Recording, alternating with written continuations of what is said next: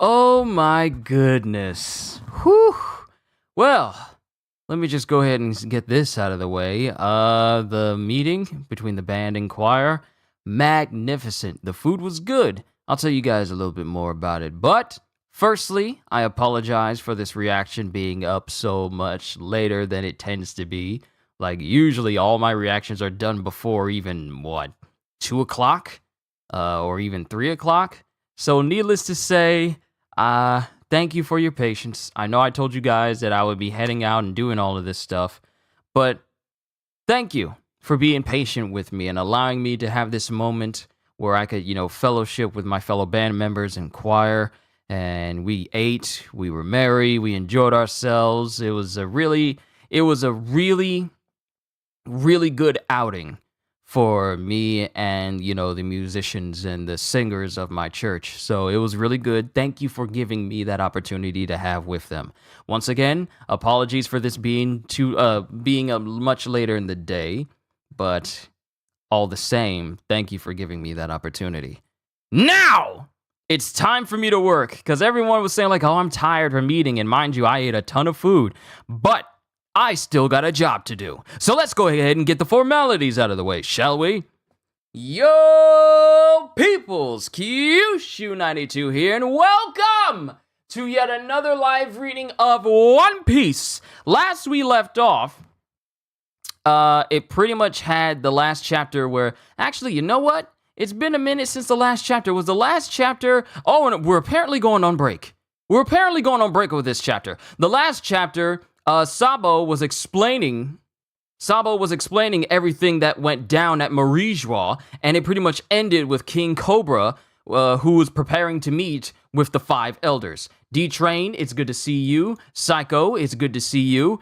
Everyone, it's good to see you. Once again, apologies for this being so later in the day than normal. Don't worry, this probably won't happen again for quite some time, so we can, continue to have these reactions scheduled as normal. But let's see today's chapter that we're apparently going on break on, and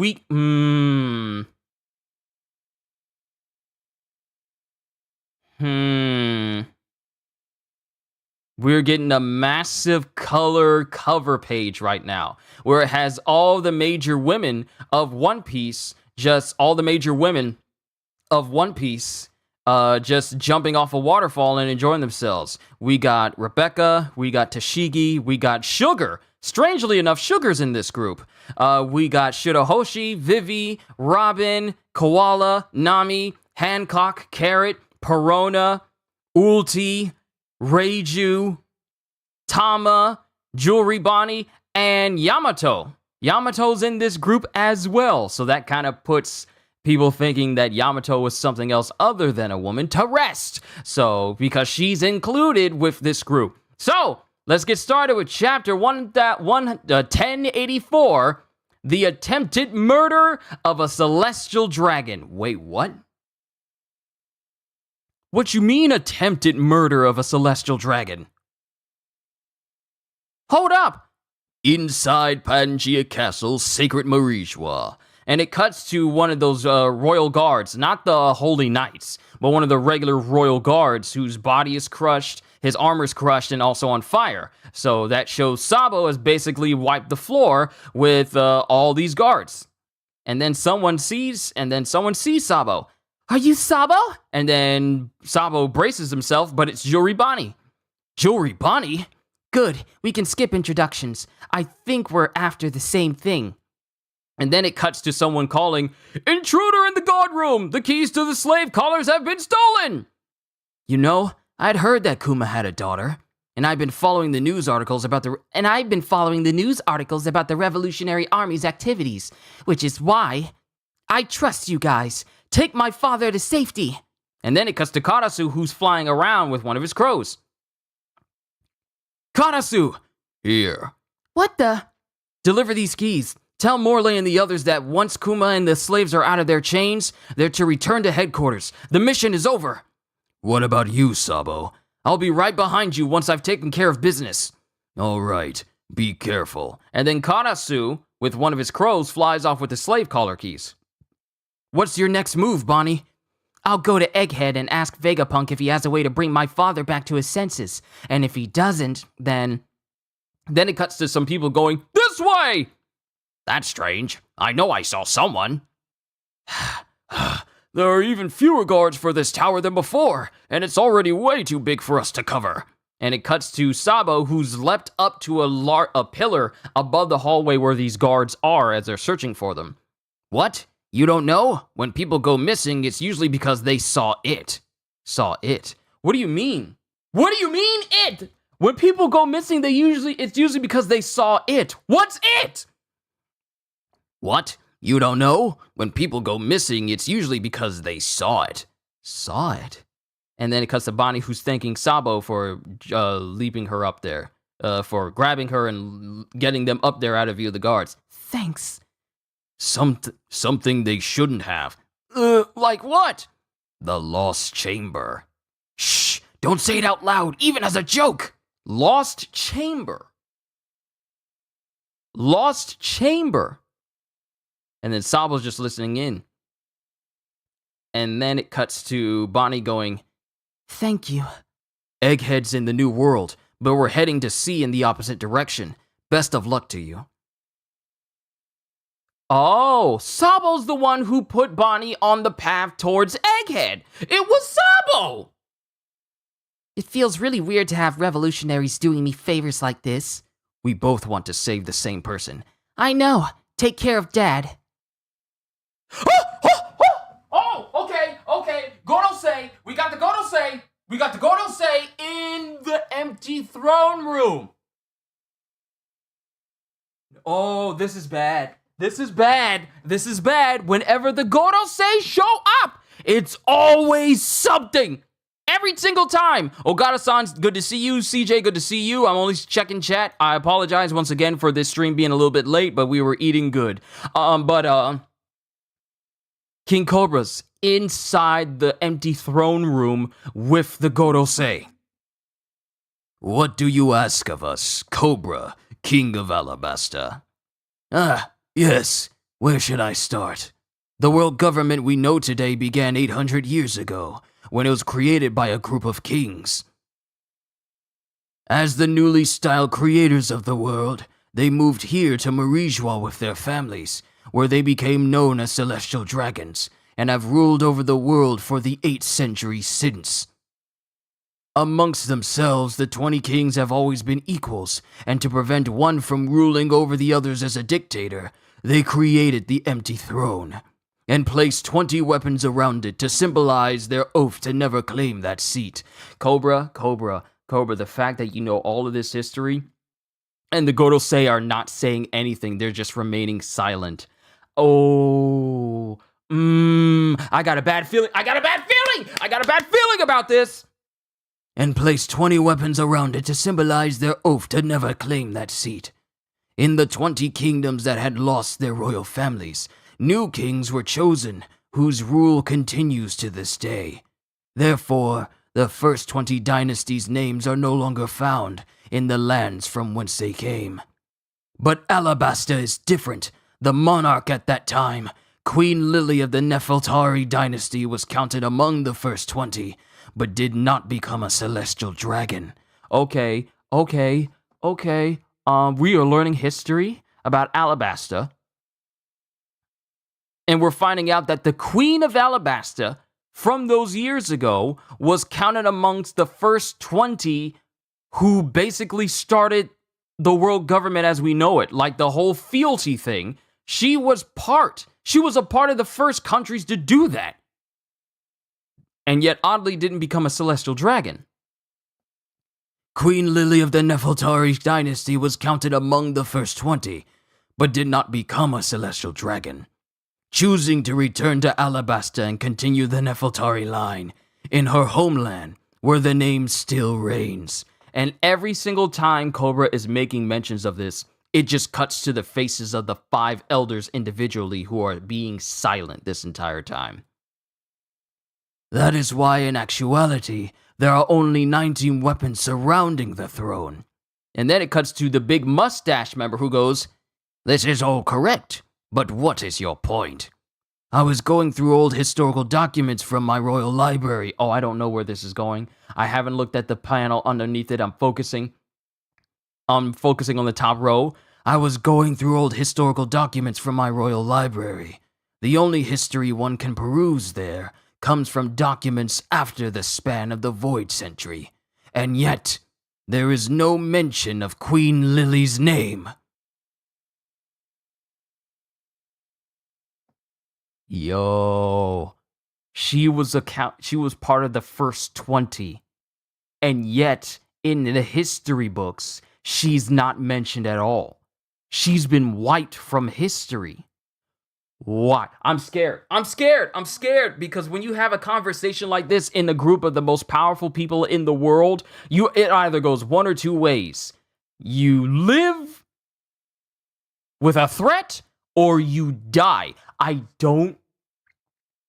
don't like the situation right now.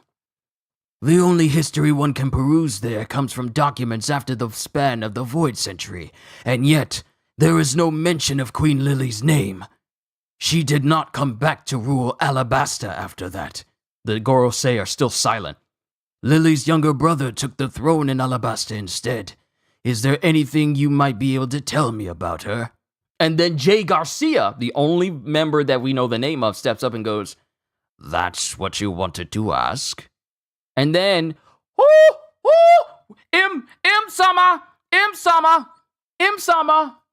M. Sama is standing in this room listening to this. Is standing in another room, the garden area. This is.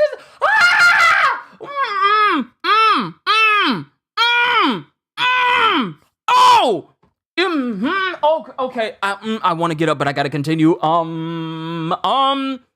Sama is listening to this conversation in the garden. In his garden. Or her garden. I don't know. That's what you wanted to ask? It was 800 years ago. It is recorded fact that the ruler from the Nefeltari dynasty did not live here, but we assumed that she had gone back home. Whatever her reasons or actions were, they have long been lost to the cobwebs of time. I'm sorry, I cannot help you. And then Cobra says, in that case, what is the D? Oh, yo, oh,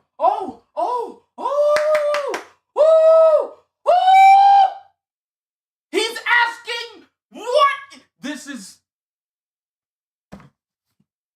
asking what? He's asking what every single One Piece fan wants to know.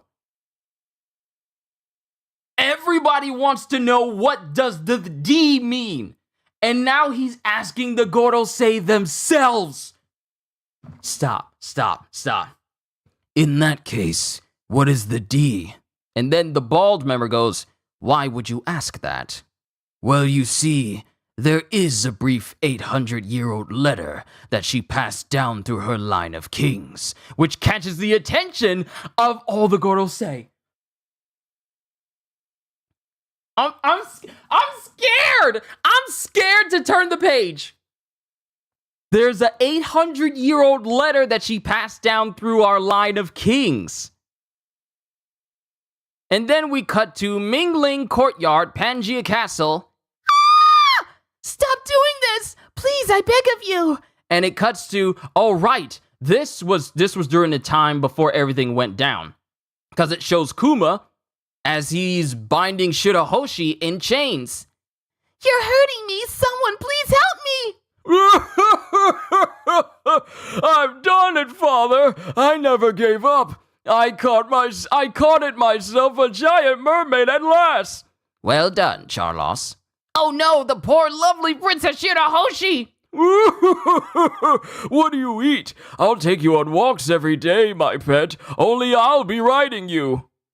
Oh, someone kill this man. And if you don't obey my orders, I'll do unspeakable things to you. I refuse. Someone, please help free me. Something must be done, but Papa and the guards are in the council tower. That leaves only one option. And then everyone around Shirahoshi just takes off running because they don't want to They don't want to catch the ire of the celestial dragons. Run away! No, come back! We didn't see this. We didn't see anything. Hey, mermaid, did you just say you refuse? Hey, mermaid, did you just say you refuse? Don't talk back to me. She turned us all down anyway. What do we care what happens to her? And then it cuts to her brother. What is her brother's name? Something Boshi. Not Fukaboshi. Hiroboshi's. Her big brother comes up, goes, "Move it! You're like seaweed in my way." Whoa, the Ryugu princess! Don't try any funny stuff or they'll destroy your home. And then it cuts to Shirahoshi seeing her brother. And then her brother goes, "I'm sorry for taking my eyes off of you, Shirahoshi. We're leaving this horrible place and we're never coming back." Brothers! Unhand her, celestial dragon. Huh? Get them! My invincible slave, Kuma! And then Kuma fires a blast at the Ryugu princess, sending them flying into the air. Warlord of the sea, Bartholomew Kuma, reduced to such a wretched state. Nevertheless, we fight. Come, Ryuboshi, Mamboshi! Yeah! Go ahead and kill them, Kuma! Just pay enough money and even royalty will let us get away with it. Especially measly fishmen. Shirahoshi! It's that guy again, Rebecca. Lady Rebecca! How dare he, goes Rebecca. And then it cuts to Sai. Hey, Miasgard, can I do it this time? Be my guest. I'll take full responsibility for the outcome. But not you, Fukaboshi. Ah, that's his name. I got it right. But not you, Fukaboshi. Royalty, stay back. Huh? Miasgard, there's a price to pay for whacking me earlier. Kuma, kill Miasgard. Why the double standard, Miasgard? You'd ask us to stand aside when our own sisses, they can simply run away. They have no nation to support. They're pirates. And then it cuts to Sai, who goes cartwheeling into the air. And then someone goes, Tontara combat! Hashoken secret art! Drill! And then both Sai and Leo come up. Sir Leo! Sir Sai! Don't do it! He's a celestial dragon! Yeah! Yes! Yeah! Tail hammer! Dragon nail! And with the combination of their attack, both Sai and Leo land their attack square on the head of Charlos. They crater this dude. His body goes in on itself. His body with remember, this dragon nail is the same attack that Sai used against Don Chinjiao, and that bent his big nail that Luffy put up. That's the same, and I think actually not only that, but no, it's what he used to defeat what is his name? Not Senor G, but the dude G. The dude with that always said G to everything. I forget what his name is right now. I'll remember it when I go through Dressrosa again. But Tail Hammer from Leo and Dragon Nail from Sai, and they just squashed Charlos. Ah! Charlos! It's all over. He's dead. It's a murder scene. The murder of a celestial dragon. The admirals will be on their way. And then it cuts to Kuma, who's aiming. This can't be Kuma. This isn't Kuma. I thought it was Kuma, but it can't be, because it's aiming at Leo and Sai with his hand. And Kuma has the pawpaw fruit in his hands. So it's impossible for him to fire blasts from his hands if his paws are there. This is a regular pacifista. Kuma's been switched out. Woo! I didn't notice. The murder of a celestial dragon! The admirals will be on their way! And then it cuts to this. I'm calling it a pacifista. This is a pacifista that's been switched out. And it takes aim at Sai and Leo. And then it cuts to Morley, who goes, "No, Kuma, you can't!" And it's Morley who grabs him. Wait, is this Kuma? He has his hand up like he's preparing to blast him with his hand, but Kuma doesn't have lasers in his hands because of the pawpaw fruit. But it cuts to Morley. Who goes, "No, Kuma, you can't. No, Kuma, you can't. You've done enough. You don't need to listen to orders anymore. Let's go home. Come back with us." And Morley is crying his eyes out.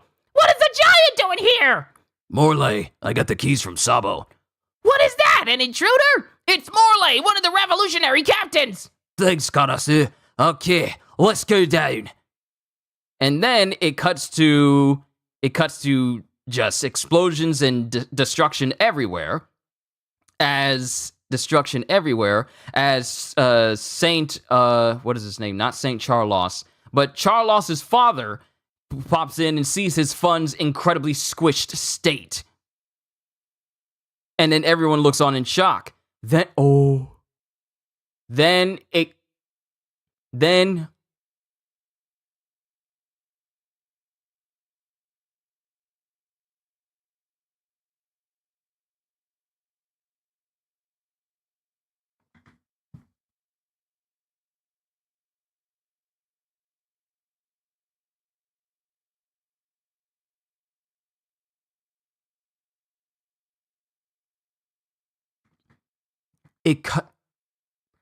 cuts away from all the commotion, and then it cuts to Im-sama entering into the empty throne room. Mind you, no one knows he exists, or they exist, but they enter into the room while the elders are still speaking to Cobra. "Oh, Great Imu, but King Cobra is still present." "What?" And then Im speaks for the very first time. And they go, "Lily." And they sit down on the throne in front of Cobra.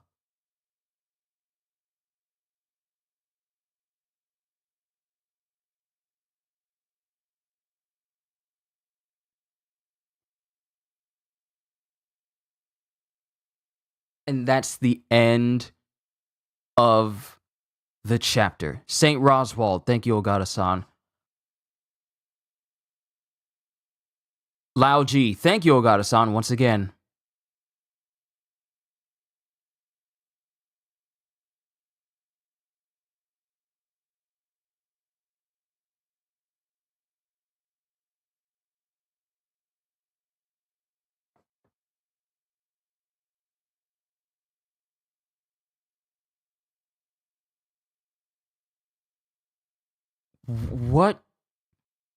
What do I even say to this? Okay, so there's numerous things that we can glean from this. One, Cobra's bloodline comes from someone who helped found the world, one of the 20. Queen Lily, an individual who was part of the first 20 that formed the world government itself.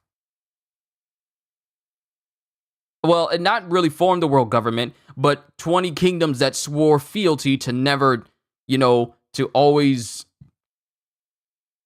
see each other as equals in front of the empty throne.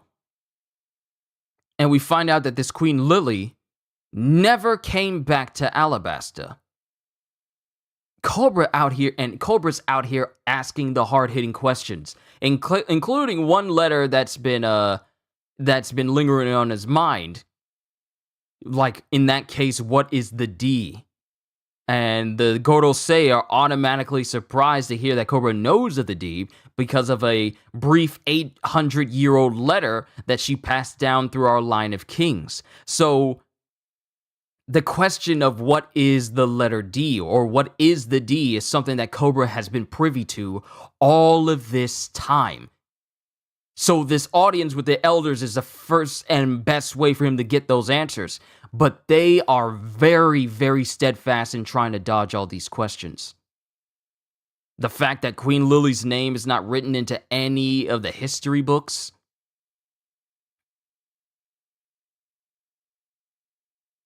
And they're dodging the question saying it was 800 years ago. It's recorded fact that the ruler from the Nefertari dynasty did not live here, but we assumed that she had gone back home. Whatever her reasons or actions were, they have long been lost to the cobwebs of time. I'm sorry I can't help you. I don't believe that. I don't believe that. They know. They're the Gorosei. They know everything that is of substantial history that they don't want anyone else to know. They know what happened to her. They know what happened to Lily. But they don't want to tell him. Because they still need his fealty. They know what happened.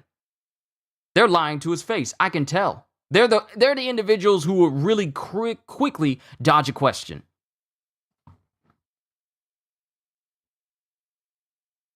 So Kyushu, it's 3 a.m. right now. Saw your stream. Why is you making that face? Recap the chapter. That's what I'm doing, Benji. You're coming in late. You're at a loss for words? I'm at a loss for words. Like,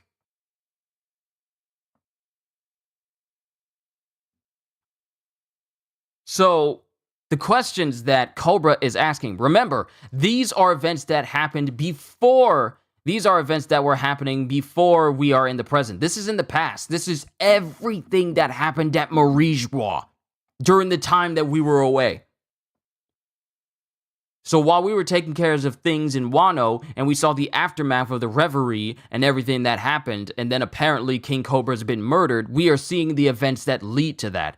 And not only do we get the big comeuppance of Miasgard, not Miasgard, but of Charlos, not only did this dude is just getting beat up, like you said, Ogata-san. Like you said, Ogata-san, Charlos' existence is just to get smacked for our amusement and pleasure, and I am all here for it. But there's just, okay, so here's what I'm going to do. I'm going to pull up the synopsis, because I want to see this in full detail.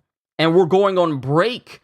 The big chapter we're going on break is him showing up and Cobra seeing them for the very first time. So, we got a short summary, but let's go to the long summary. Right here. Elsewhere, the 5 elders ask King Cobra what he wants to speak to them about. Cobra tells them that he knows the world government was founded 800 years ago when 20 monarchs came together, along with their families, to live as one clan, the world nobles, and rule over their world. At first, the 20 monarchs treated each other equally and installed an empty throne to ensure that no dictator would try to rise up from them, placing weapons before the throne to symbolize the vow of never sitting on it. Afterwards, new royal families were handpicked to rule the nations the founders could not watch over anymore, and to ensure a smooth transition, all references to the previous monarchs were removed from their home countries. I wonder why. Cobra says that the sole exception was the monarch of his own kingdom, Queen Nefertari Lily, who chose to remain ruling over her people in Alabasta, which is why there are only 19 weapons at the feet of the empty throne. Which I never paid attention to, I just assumed it was 20 weapons, but apparently there have only been 19 here. The elders confirm his story and ask what his point is, and Cobra says that through all the accounts chronicling the period after the Void Century, he managed to scrounge together.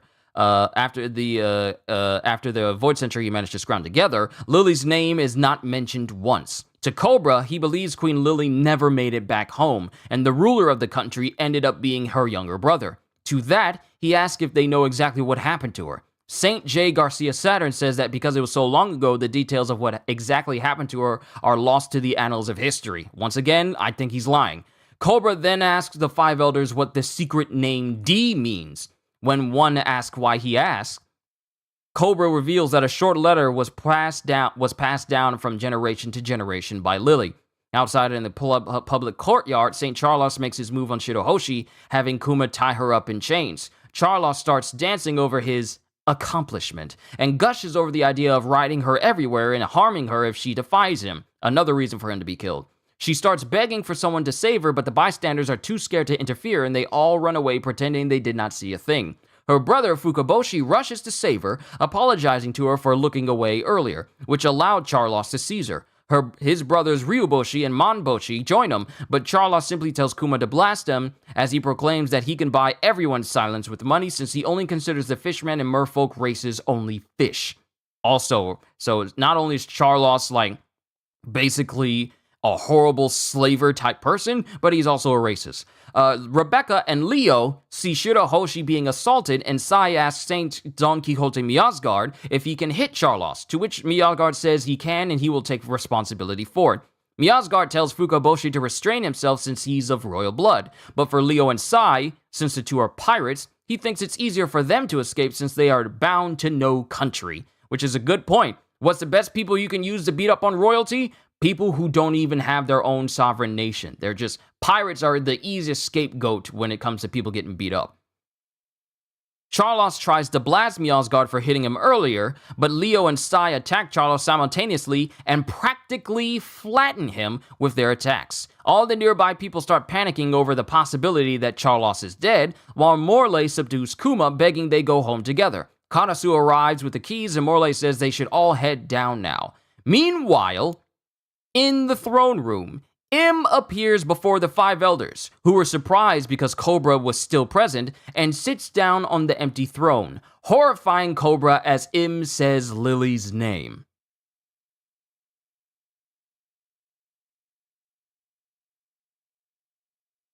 So, I don't know what to make of this. That was D-Train. All right, yeah. Did you see the new One Piece episode? It's so dope the animators went crazy. It was better than Demon Slayer animation. Yes, Benji, I did see the episode last night and did a reaction to it and everything, but it was superb. Wait, are we finally getting to know what the letter D stands for? That's the thing, Psycho. We don't learn it in this chapter, but what's happening right now is monumental, because in the history of One Piece, no one has known that someone still sits. No one knows that someone actually sits on this supposed empty throne that all these other nations swear fealty to. Until now. And Cobra is the person who sees someone sit on the throne for the very first time. To his knowledge, no one has ever dared to do that, but someone just sits on the throne. And for him, it's also something incredibly horrifying, because when the elders are surprised by this individual walking in, someone no one has ever seen before, walking in and sitting on the throne, he knows this is a bad situation. We all know this is a bad situation. This is a matter so important that Im-sama could not wait until Cobra left to address it. Im-sama sees this matter as so important that he's got to show up right now in front of another king who shouldn't know he exists. That's how serious the situation is. Im-sama could not wait to handle this situation himself. Or themselves. We don't know if it's a he or she. I don't know. We don't know. And now he showed up. So if you guys don't understand the big, massive implications of this, the most powerful person in the world in terms of royalty, in terms of power, as far as kingdom, sovereignty, and everything that goes with his position, Im-sama is, for the most part, the most powerful individual, most powerful political figure in the entire world. Someone that the five elders answer to. And this person just shows up because matters are that serious that Im would rather not wait to show up, and they want to address Cobra right now. And they apparently know of Lily. They apparently know of Lily somehow. And we're going on break from this chapter too. We're going on break from this? Im has shown up, and we go on break when the ruler of the world of One Piece shows up. These last 6 chapters feel like a Reverie Part 2 arc, since it was the same length, and we so far end with Im sitting on the throne. Wasn't it the last time Im sat on the throne, we went on a break, and the elders were kneeling before him, but no one knew who he was except for the elders and us. Now we see Im walking in, and he sits on the throne again, but this time to the utter shock of the elders, and also to a king that didn't even know he existed. We end on another break of Im sitting in a chair. And Im speaks for the first time. Im speaks!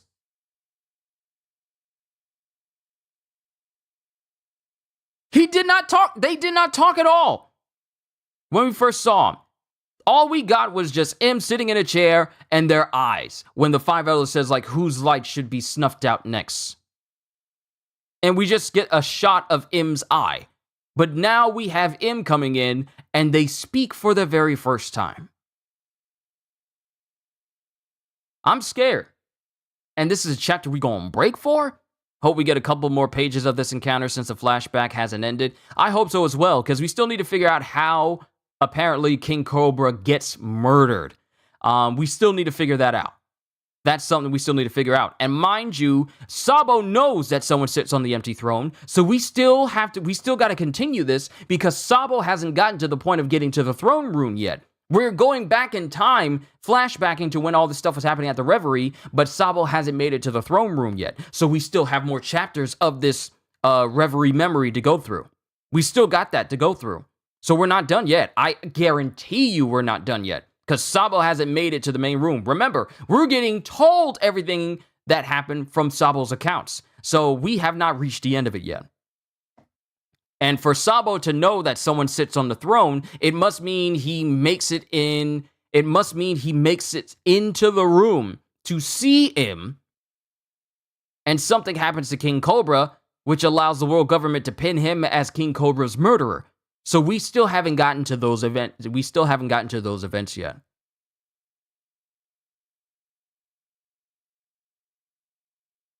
I'm scared.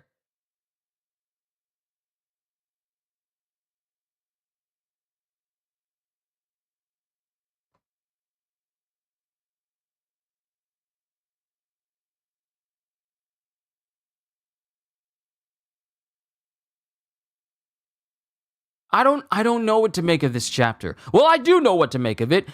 Things have become monumentally serious now. No jokes, nothing, just this is a serious matter. The king of the world, or queen of the world, the ruler of the world of One Piece has shown up again. And the last time they showed up, the five elders was asking what light needs to be snuffed out, and the result of that is an entire kingdom getting wiped off the map. Now the ruler is showing up again. What's about to happen?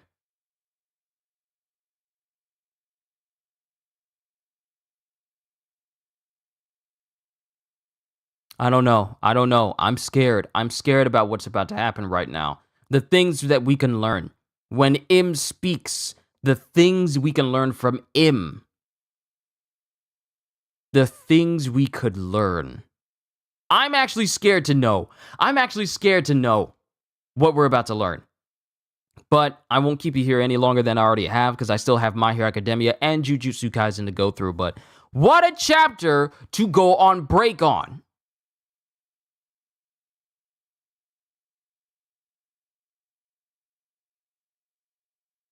That's ridiculous. The ruler of the world has shown up again, and they don't care that someone sees them now. How bad is it now that Im is showing up and they don't care that someone sees them? That's how serious it is. They don't care that someone sees them. This is bad. This is bad. This is bad for everyone involved. This is bad for everybody on Marijual right now. And then, hold on, real quick, we gotta talk about something else. This talk of a lost chamber. This talk of a lost chamber, and apparently people go missing when they find this lost chamber. So that's something of note as well, while Sabo's making his way through this whole area. And apparently it piques Sabo's interest as he's listening in. And of course, Sabo's the one who directs Bonnie towards Egghead, apparently. But, I bet you anything the next chapters we get is Sabo trying to make his way towards either this lost chamber or to the throne room. Technically, Charlos tried to murder Miasgard, so he really should be in trouble with the Holy Knights. It makes sense because they are the mediators that try to squash any hostility between celestial dragons. But I feel like they probably won't take it as seriously when they see that Charlos has been turned into a human accordion. Because this man literally got squashed into himself. If his spine is okay, impossible. That man is impossible. Why can't he die? But if he's dead, or he's in a state where he's no longer able to function as a celestial dragon, I mean, that's Charlos taken care of, and we never need to worry about it. But there's so many things to consider right now with all of this news. Like, if I go back here, Sabo meets up with Bonnie. Bonnie allows the revolutionaries to take Kuma with them, while she will head to Egghead to talk to Vegapunk about reversing her father's condition. Sabo finds the keys to the slaves' exploding collars and hands them to Karasu. Sabo overhears some guards speaking about a room known as the Lost Chamber. According to one of the guards, those who look into this chamber tend to mysteriously disappear. Charlos manages to restrain Shirahoshi with Kuma's assistance. Kuma attacks the Ryugu Kingdom's princes. Mia's guard gives Sai and Leo permission to attack Charlos while ordering the Ryugu Kingdom princes to stand down. Sai and Leo flatten Charlos's head, which was later reported as an attempted murder plot. Morley and Karasu manage to snatch Kuma away. King Cobra has his audience with the five elders. He wants to know the mystery of what happened to his ancestor Lily, who was one of the leaders that founded the world government, but disappeared after its foundation with no record of her name. According to Cobra, there is a letter written by Lily that has been passed down for generations among the Nefertari family, seemingly containing references to the will of D. M overhears the conversation from their room, and M shows up in the empty throne, shocking Cobra, who is still present. There is so much to glean from this information, which is scary overall. Which was the last order Kuma received, and where is he now? We still don't know where Kuma is, because last we saw, Kuma was climbing the red line towards Marijois. We don't know the reason why, but that's where he currently is. Mind you, it's been a hot minute since we last saw Kuma in a chapter, since we've been on this flashback and other things have been happening, but that's where Kuma is right now, presently. But all of this we got to think about for a whole week, for 14 days. For 14 days, we got to go without One Piece.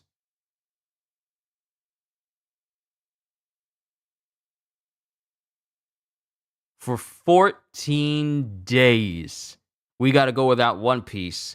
The will of D has been mentioned. Im-sama has appeared. We got mention of this Lost Chamber. What if the Lost Chamber is that room that Im-sama was in and it had that giant straw hat in it? What if that's the Lost Chamber? I don't know, but we're going to have to wait 2 weeks. We're going to have to wait 2 weeks for that. I'm done, ladies and gentlemen. I've gone on longer than I already have. Once again, apologies for me doing this so later in the day. It's just that we ate a lot of food, and I'm saying he might take out Miasgard. Oh, okay. He might take out Miasgard. He might, but we would have to see. Because that actually is the last order that Kuma was given, when you think about it. The last order that Kuma was given was from St. Charlos to kill Miasgard. I hope he's still not going off of that programming to go after Miasgard and kill him, despite being taken away by the revolutionaries.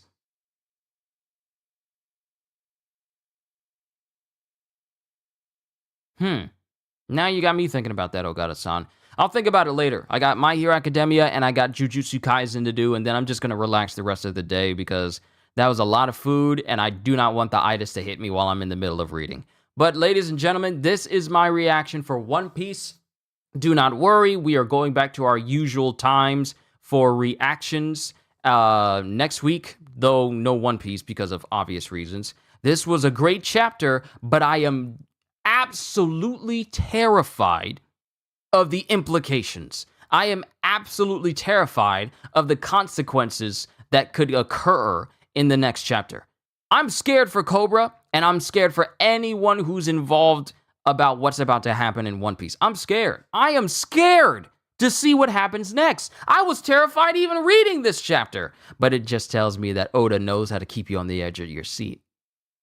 All right, I'm done. Onwards to My Hero Academia, ladies and gentlemen. Hope you all enjoyed. Can't wait to see you all in my next video. And if you're new to the channel and you enjoyed what you saw here today, then like, subscribe, share the stream with everyone you know, because the more the merrier. And maybe consider becoming a member, because I am always looking forward to entertaining you. So have a fantastic day, and once again, as always, later peoples. I'm gonna start up my stream for My Hero as soon as I end this one. So sit tight, we got 2 more different chapters to go through.